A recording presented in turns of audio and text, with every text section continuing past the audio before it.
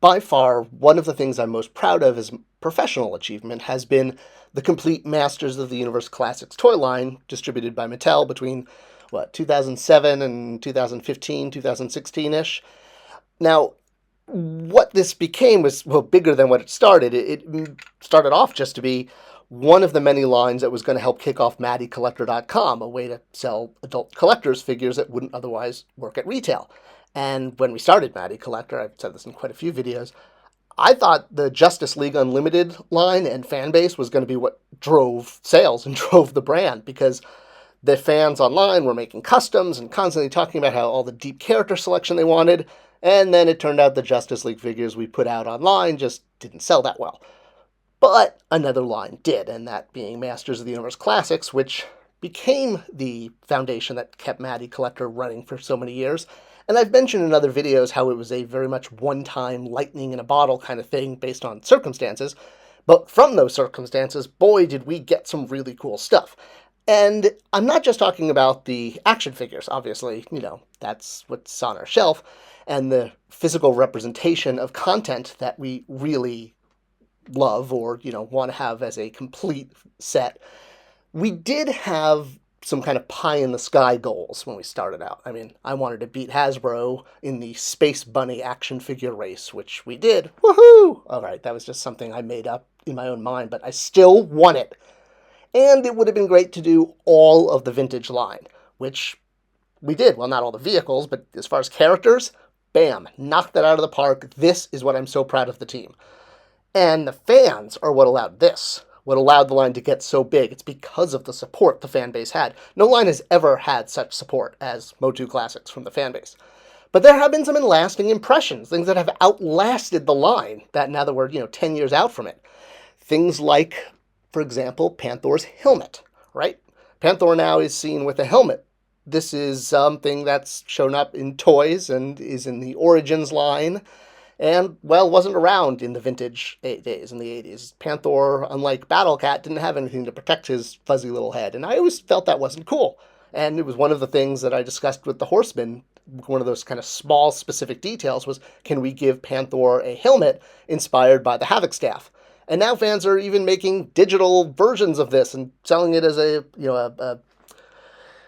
3D printed add-on. You can, buy it for vintage figures and buy it for all sorts of scales. And then it showed up in the animated series. I was like, whoa, okay, this is like really official now. So that's cool. I mean, it's a tiny little detail, but it is something that started with classics.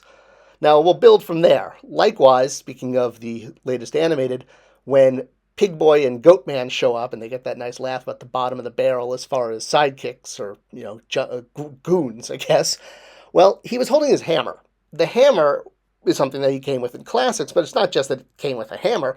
This was something we very much actually pushed for because Goatman didn't have any accessories and there really was no character in the vintage line that had a hammer, or in Motu that wasn't like a hammer guy. Like Thor is a hammer guy.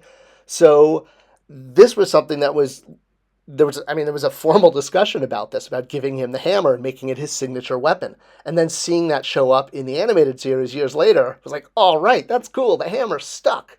So yeah, Panther helmets and Goatman hammers. But it doesn't begin or end with that. No, ladies and gentlemen, let's dive a little deeper. So in the the CGI animated series, I guess I'll just call this the CGI show, one of the main characters is Ram Am, which, yes, I know there was a lot of pushback to making Ram Man doing the whole gender swap thing, but it was more that I think they made her his daughter, but we never really met Ram Man. Maybe we did. I don't know. I was taking a lot of acid while watching that show. The point being is the name of the character, besides being Ram Am, is also Crass. This comes from the Classics bio. It was an amalgam of the word crash, like Ram Man crashes into things, so Crass became his real name. That's where it came from. And it lasted. It lasted to the point that Crass was actually how the character was really known on the show. You constantly had Adam going, Crass, Crass! Like, they had this sort of best friends, maybe budding romance, who knows. But, she was kind of his lead gal, because Tila was always off doing her own sorceress stuff. At least that's how I remember it. Like I said, lots of acid. All right. Now, another character from the show, one that became Beastman, but started off as Rakaz. This is another thing that started in classics. Now, the fact that everyone got new forms and new icons, perfect for toys. I love that Beastman started off as this guy and then became Beastman. And the name that they used for his human form or non-beastie form is Rakaz, which again comes from the classics line. This was when I was writing the bios, I wanted his name to sound like it came from his language. So it was Rakil Rakaz. Not like Raquel, not like Raquel Welch, like Rakil, Rakaz. So they dropped the Rakil part, but they kept the Rakaz. All right, now this one you might see as a bit of a stretch, but hang in there and go with me on this. The vision, the image of He-Man as a barbarian leaving his tribe is something that goes back to the beginning. But the fact that this has now been scooped up by the animation and done as a mainstream toy release, while I can't take credit for creating the concept of a Savage He-Man, I do feel that classics, because it embraced all of these elements, it popularized, shall we say, certain characters that might not otherwise have hit the radar. So this set that came out at retail that was mimicking that old vintage mini-comic, I believe that the classics figure helped push these characters to get included, to have more awareness of them. So yeah, this group shot here, I mean, let's go through them. Grayskull the Powers of Grayskull Hero, shown in 1987. Super fans have known about him for years. There's been prototypes, images, artwork, but never an actual figure until Classics made him. Not taking credit for making Hero, but again, I believe that the Classics line, shall we say, mainstreamed Hero, made the more casual fan, and more importantly, the people working on the brand managers and the writers, aware that this character actually exists, to the point that we now have an actual retail release, which is awesome. And same thing, a bit with King Grayskull. Again, a character that came out in the 2001-2000X series in episode 35, The Powers of Grayskull, probably one of the best half an hours of He-Man out there. And while the character went through changes, you can trace the origins back to the mini-comics from 82 as a spirit that watches over the castle. Yep, it's all there. But he didn't have a toy until Classics. So again, much like Hero, I feel Classics kind of popularized King Grayskull to the point that he's now being included, and having multiple figures in Classics, the fact that we kicked off the entire line with King Grayskull really drew a lot of attention to him. Not to mention the fact that there were chase variants and super tiny rare charity event versions, and that he got re-released halfway through the line on a basic card. And along with, Hero and King Grayskull hanging out in Preternia there in the Revelations series, I mean, Vicor, this one you've got to give Classics credit for, right? I mean, yes, again, the image has existed. It's the image on the left, which for years people assumed was a concept He-Man and concept Skeletor there by Mark Taylor when he was working for Mattel. And these concepts were then made into action figures in the Classics line.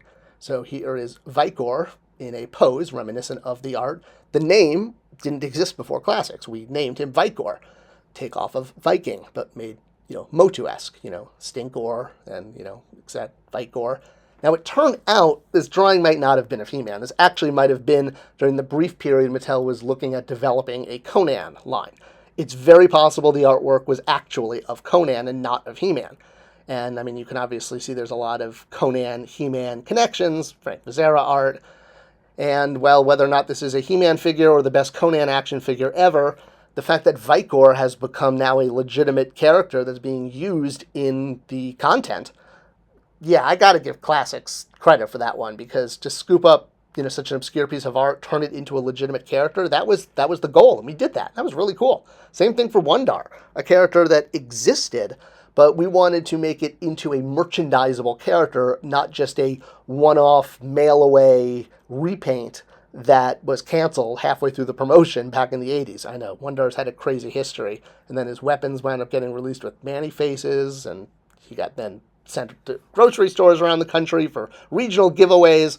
So we wanted to, again, turn this into a legitimate merchandisable character, and in Classics he got the name Wondar. Previously, I think he was called Wonder Bread He-Man or Savage He-Man.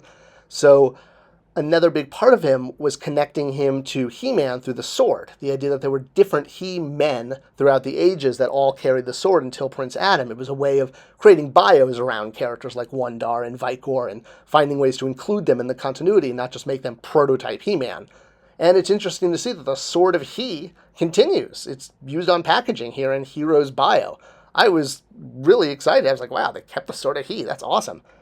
So, lastly, we introduced some new characters in the Creative Fan Character Contests for the 30th anniversary, and I was sure some of them were going to take off. I mean, I know Sir Laserlot got a little, hate there from Ted over on about Revelation, but I never expected this guy, the modern version of Spector, to actually show up in anything. I mean, he kind of almost became a focal point for fans, but he's made it past classics. He's shown up in the comic books. Thank you, Tim Seeley, and he even showed up in the Fields of Grayskull, Fields of Eternia battle set.